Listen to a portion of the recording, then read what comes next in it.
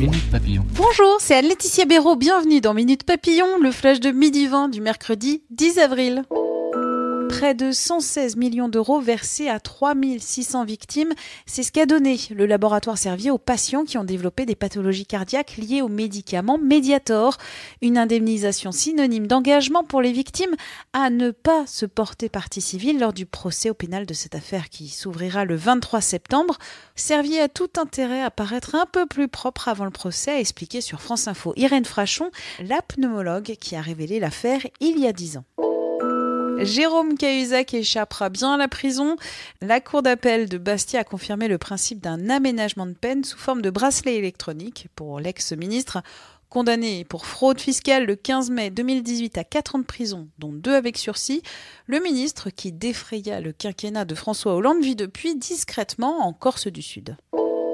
Facebook promet de prendre des pincettes en cas de deuil.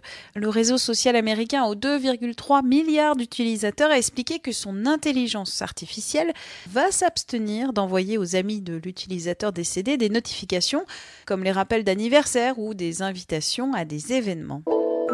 Record d'audience pour la série Capitaine Marlowe hier soir sur France 3 avec 7,7 millions de téléspectateurs. C'est près de 33% de part de marché.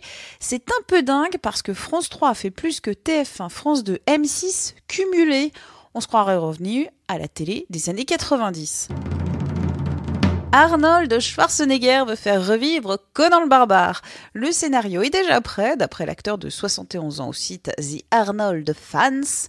Conan le Barbare, sorti en 81, c'était l'un des premiers grands rôles d'Arnold Schwarzenegger, plutôt connu à cette époque pour ses exploits de bodybuilder. Il est devenu peu après l'une des plus grandes stars du cinéma d'action américain des années 80. Minute Papillon, rendez-vous ce soir 18h20 pour le flash thématique.